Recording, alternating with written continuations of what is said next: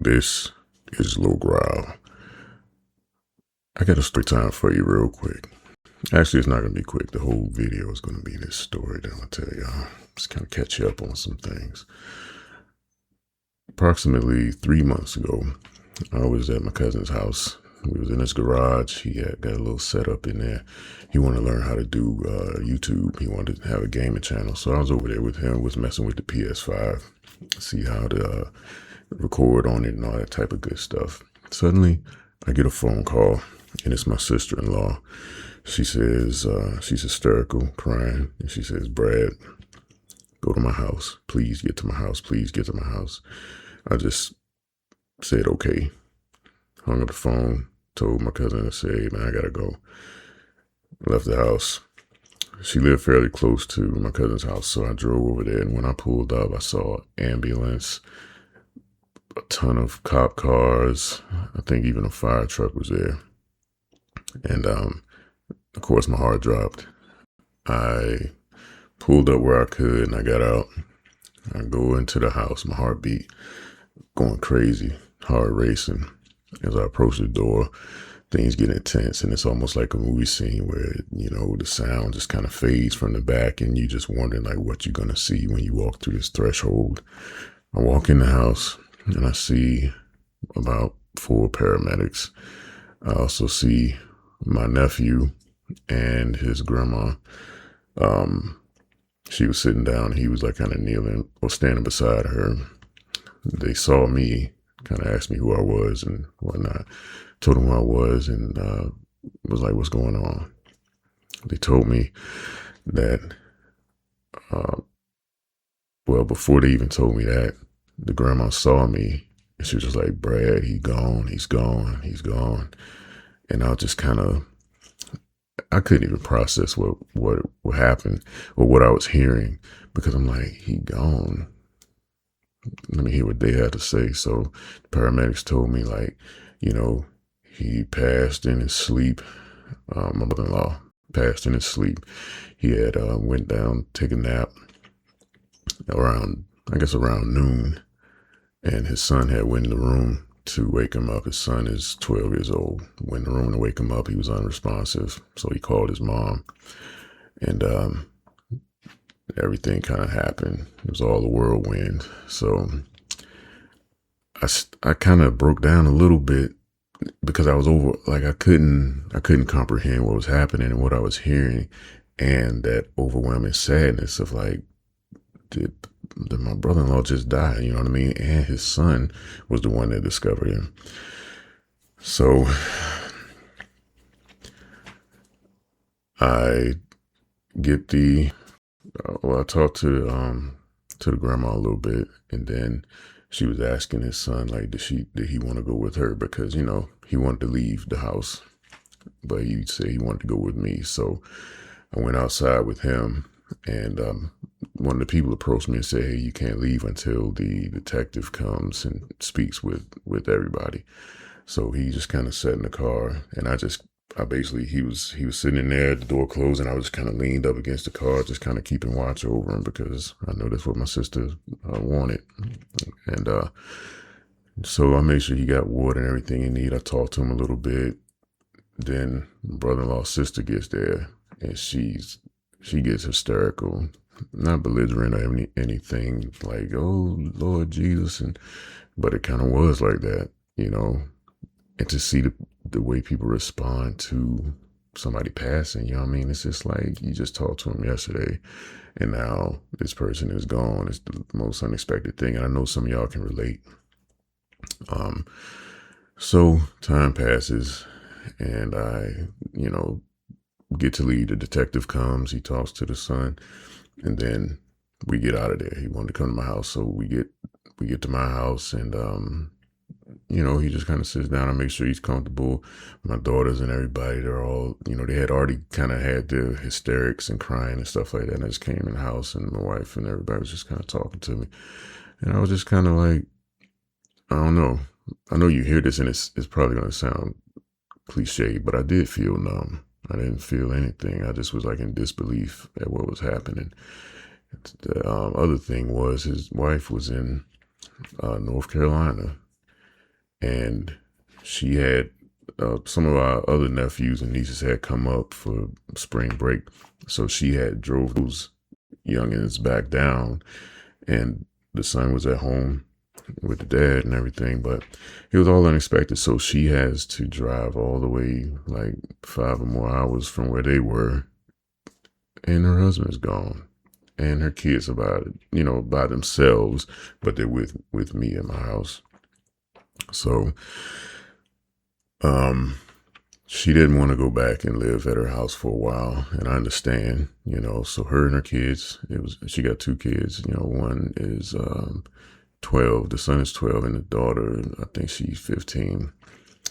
So they moved in with us, and I just didn't have a second thought about it. I'm just like, hey, if we have the space, we gonna make it happen. So, it was tight. My son gave up his room so they could be in there, and it was rough. It was rough. The weeks are passing. They doing all these arrangements with the for the funeral and all that stuff like that. And he has an identical twin brother that sounds exactly like him. So he's over here and talking with us and breaking down, crying as they're doing the planning. But it's like talking to my brother-in-law Eric that passed, because his brother, they're identical twins and they sound alike. So it was just wild. But I was able to talk to him and have quite a few good conversations with people on his side of the family. And, one really good thing that came out of it was just the closeness on both sides. It really unified us and brought us all together in a way that we didn't really have before, So funeral arrangements happening. It's Friday. The funeral's this Saturday. It's Friday night.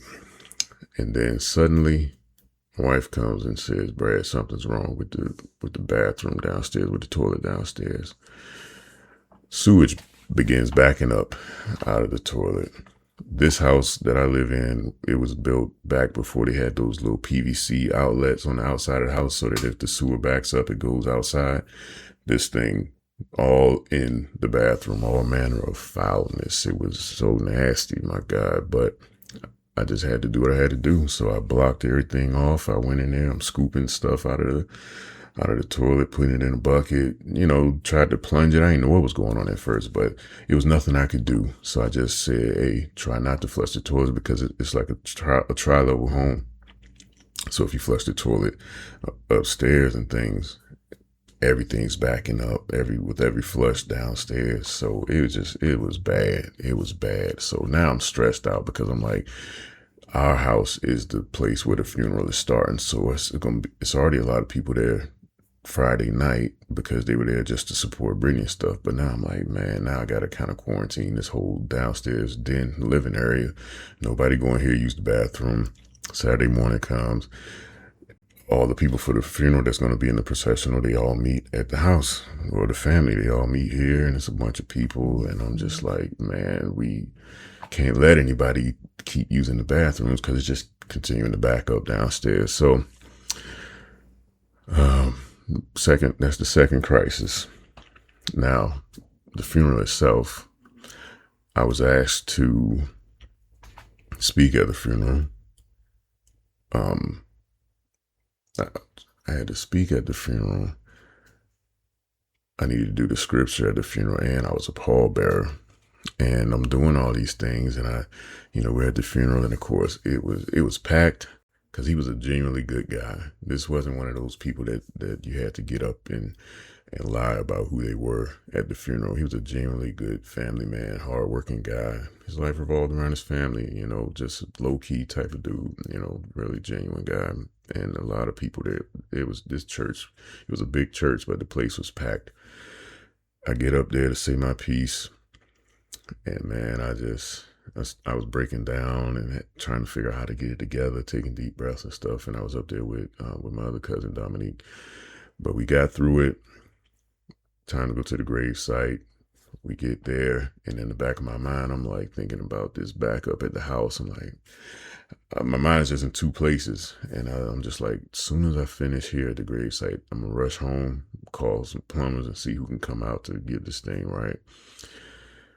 So I get home, start making phone calls, and I get, excuse me, and I get, it was Roto-Rooter. They were able to come out and get everything straight, man. But the sewage itself had seeped under the door and under the flooring in the den living area. So this thing just kept on one thing to the next. So we had to eventually, we got somebody to come out and kind of assess what happened. The vanity in the bathroom had to be replaced. All the flooring in this den had to be replaced. The flooring in my laundry room had to be replaced. The backup, they went into the crawl space. It was sewage down in there. They had to do all of these things, and they put these big old blowers, dryers in the house to dry out the floor and all this stuff before they began construction. I had to get a pod and put it in my driveway, move everything out, all my weights, every single thing in this place was out in a pod for some weeks. And, the contractors came and they started doing all the work and everything. And it was just like, man, this is unreal. Like it was like one of those when it rains, it pours type situations. And my people still living here with me, you know what I mean? But I still felt fortunate that I could help them out and be here for them. I made a commitment to them. And I said it at the funeral. I just committed to, my sister-in-law and her kids. Like, I can't replace your father, but I'm going to do my best to be there for you and support you any way I can. Y'all always welcome to come back to the house. And for a while, we thought she was going to completely just want to move out of the house. It was her high school sweetheart and whatnot. And, they've been married or together at least for a very long time. And it's just so strange. At night, when I would go to bed, my wife, she come in and she's like the one that kind of kept everything together, kept all the organization moving, taking care of business and like things with his insurance and all those things that go on behind the scenes when a person passes. She was taking care of all those things. But at night, when it was time to go to sleep, she would come in the room and she would just start boo-hoo crying. And I'd just be there to comfort her. And her main thing was like, she feels guilty because she gets to come here, or she gets to come to the room and lay down beside her person, but her sister no longer has her person. And that's just like a heartbreaking thought, And I find even myself, like after everything kind of settled and they end up going back to the house and all that, I feel reserved about laughing and enjoying myself too much in front of her, because it's like, it's me and my wife and we have a conversation and it's lighthearted, but it's like in the back of my mind, I know she is missing her husband. You know what I mean? So some time passed and everything. Her son's birthday came up, and that's one of those things. It's like, okay, this is going to be his first birthday without his dad around. So he saw my setup and everything, and he wanted to get his computer set up and nice and everything. So I went over there. It was a surprise for him. We went over there, got his background set up, got his new monitor and all this stuff. It was super nice, man. And he really loved it. He really loved it. And I just felt honored that I could be a part of helping him have that experience and helping his mom, and just being here for him, because it doesn't matter like how much time passes, it'll never be the same. And you always have those triggers and things that'll spur emotion and make you kind of break down and stuff. And all you can do is be there for people. So that's why I've been gone for the amount of time I've been gone, because you gotta be there for family, it's more important things than a YouTube channel. And I appreciate all the support and the kind words and everything that a lot of you left. A lot of you kept on checking on me throughout this time.